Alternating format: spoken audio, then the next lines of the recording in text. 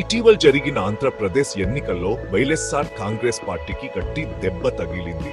ఈ ఎన్నికలు పార్టీకి ఒక పెద్ద సవాలుగా మారాయి. 2019లో సాధించిన ఫెన విజయానికి భిన్నంగా ఈ ఎన్నికల్లో తోర్ పరాజయం చవిచూడాల్సి వచ్చింది. ఈ పరాజయం పార్టీకి ఒక పెద్ద పాసంగా మారింది. ఈ పరిణామం చాలా మందిని ఆలోచింపజేసింది. ప్రజలు తమ అభిప్రాయాలను మార్చుకున్నట్లు కనిపిస్తోంది. ఇంతటి నాటకీయ మార్పుకు కారణాలేమిటని ప్రశ్నించుకుంటున్నారు. రాజకీయ విశ్లేషకులు ఈ మార్పు వెనుక ఉన్న కారణాలను విశ్లేషిస్తున్నారు. వైఎస్ జగన్మోహన్ రెడ్డి నేతృత్వంలోని ఈ పార్టీ ఆంధ్రప్రదేశ్ రాజకీయాల్లో దిగ్గజ నేతగా నిలిచిన ఆయన తండ్రి దివంగత్ వైఎస్ రాజశేఖర రెడ్డి వారసత్వంతో పునాదులు వేసుకుంది. ఈ వారసత్వం పార్టీకి ఒక బలమైన పునాది. 2019 విజయాన్ని మార్పునకు మాత్రమే కాకుండా వైఎస్ఆర్ బ్రాండ్ రాజకీయాలకు నిదర్శనంగా చూశారు. ఈ విజయం పార్టీకి ఒక కొత్త శక్తిని ఇచ్చింది. అయితే 2024 ఎన్నికల ఫలితాలు వేరే చిత్రాన్ని చూపిస్తున్నాయి. ఈ ఫలితాలు పార్టీకి ఒక పెద్ద షాక్. ఒకప్పుడు వైఎస్ఆర్ సిపికి ఉన్న ప్రజాదరణ తగ్గినట్లు తెలుస్తోంది. ప్రజలు తమ అభిప్రాయాలను మార్చుకున్నట్లు కనిపిస్తోంది. పార్టీ తొలి విజయానికి కొన్ని కారణాలున్నాయి. ఈ కారణాలు పార్టీకి ఒక బలమైన పునాది ఇచ్చాయి. జగన్మోహన్ రెడ్డి తన తండ్రి వారసత్వాన్ని సద్వినియోగం చేసుకుని ప్రజల ఆకాంక్షలను తీర్చగల నాయకుడిగా నిలిచారు. ఆయన ప్రజల ఆకాంక్షను తీర్చడంలో ఒక కీలక పాత్ర పోషించారు. 3648 కిలోమీటర్ల పాదయాత్ర ద్వారా ఆయన రాష్ట్రంలోని ప్రజలను కలిశారు. ఈ పాదయాత్ర ఆయనకు ప్రజలతో నేరుగా మమేకమయ్యే అవకాశం ఇచ్చింది. ప్రజలతో నేరుగా మమేకమయ్యే అవకాశం దక్కింది. ఈ ప్రత్యక్ష సంబంధం ప్రజలతో ఆయనకు ఒక బలమైన అనుబంధాన్ని కల్పించింది.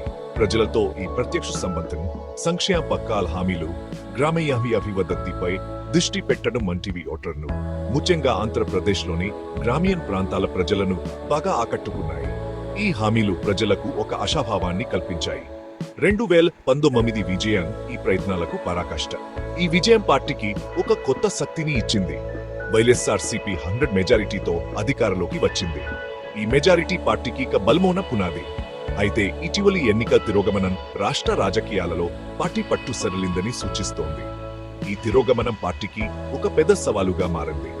పరిపాలనలో లోపాలు, ప్రతిపక్ష శక్తుల పునరుత్థానం వరకు ఈ మార్పునకు అనేక కారణాలున్నాయి.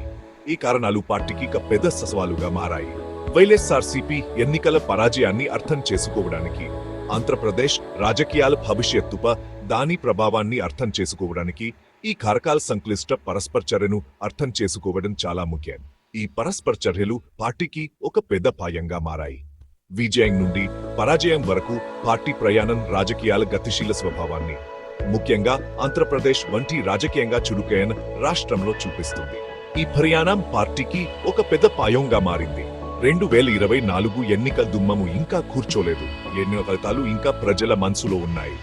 ఈ కొత్త రాజకీయ వాతావరణాన్ని వైఎస్ఆర్సీపీ ఎలా ఎదుర్కొంటుందో, కోల్పోయిన స్థానప్రంచాన్ని తిరిగి పొందడానికి ఎలాంటి వ్యూహాలను అవలంబిస్తుందో చూడాలి.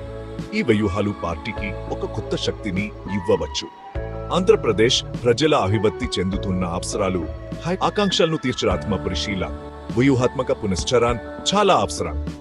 ఈ పునశ్చరణ పార్టీకి ఒక కొత్త శక్తిని ఇవ్వచ్చు. వైఎస్ఆర్సీపీ పతనానికి దోహదపడిన ముఖ్య కారణాల్లో ఓటర్ల మనోభావాల్లో మార్పు ఒకటి.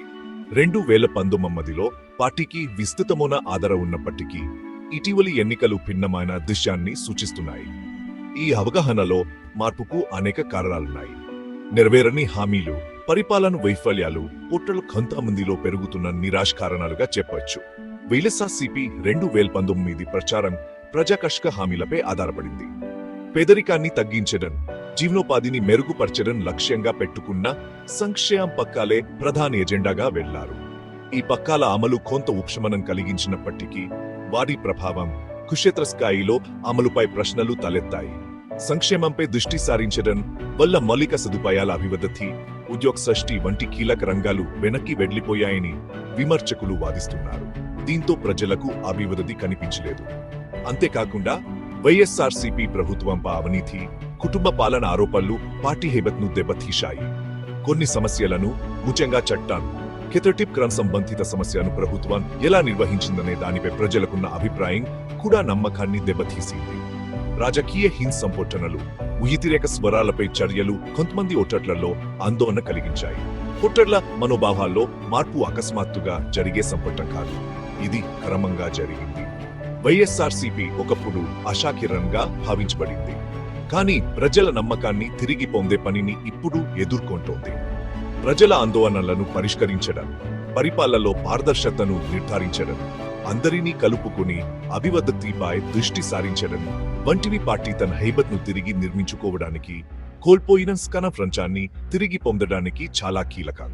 భయతాయుతమైన పరిపాలన ప్రాముఖ్యతను మారుతున్న ఓటర్ల మనోభావం తెలియజేస్తుంది. ప్రజల ఆకాంక్షలు, నమ్మకాన్ని నిలబెట్టుకోపోతే రాజకీయ పెట్టుబడి త్వరగా చెదిరిపోతుందని గుర్తు చేస్తుంది. వైఎస్ఆర్సీపీ ఈ కొత్త వాస్తవాన్ని ఎదుర్కొంటున్నందున భవిష్యత్తులో ముందుకు సాగడానికి ప్రజా సంతృప్తికి మూల కారణాలను పరిష్కరించడానికి ప్రాధాన్యత ఇవ్వాలి. ప్రజల ఆకాంక్షను అర్థం చేసుకోవడం, వారి సమస్యలను పరిష్కరించడం ద్వారా మాత్రమే పార్టీ తిరిగి ప్రజల మన్ననలు పొందగలదు. ఇది ఒక సుదీర్ఘ ప్రయాణం, కానీ ప్రజల విశ్వాసాన్ని తిరిగి పొందడం అత్యవసరం. వైఎస్ఆర్సీపీ అంతర్గత సవాళ్లతో పోరాడుతుంటే ప్రతిపక్షాలు, ముఖ్యంగా ఎన్ చంద్రబాబు నాయుడు నేతృత్వంలోని తెలుగుదేశం పార్టీ ఎరుకోలేదు. మారుతున్న రాజకీయ పరిస్థితులను గుర్తించిన టీడీపీ వ్యూహాన్ని అవలంబించింది. అధికార పార్టీ బలహీనతలను సద్వినియోగం చేసుకోవడంలో ఇది చాలా ప్రభావవంతంగా పనిచేసింది. ఈ వ్యూహంలో పొత్తులు కుదుర్చుకోవడం, ప్రభుత్వ లోపాలను ఎత్తి చూపడం, ఓటర్లకు బలమైన ప్రత్యామ్నాయాన్ని అందించడం వంటి ఉన్నాయి. ఈ వ్యూహం టీడీపీకి ప్రజల్లో విశ్వాసాన్ని పెంపొందించడంలో సహాయపడింది. టీడీపీ పునరుజ్జీవనానికి కీలక కారణాల్లో ఒకటి బలమన్న పొత్తును ఏర్పరచుకోగల సామర్థ్యం. వైఎస్ఆర్సీపీకి వ్యతిరేకంగా ఒకే శక్తిగా అవతరించాల్సిన అవసరాన్ని గుర్తించిన టీడీపీ, భారతీయ జనతా పార్టీ, జనసేన పార్టీతో సహా తన పూర్వ ప్రచల్యాలతో సత్సంబంధాలు నెలకొల్పుకుంది.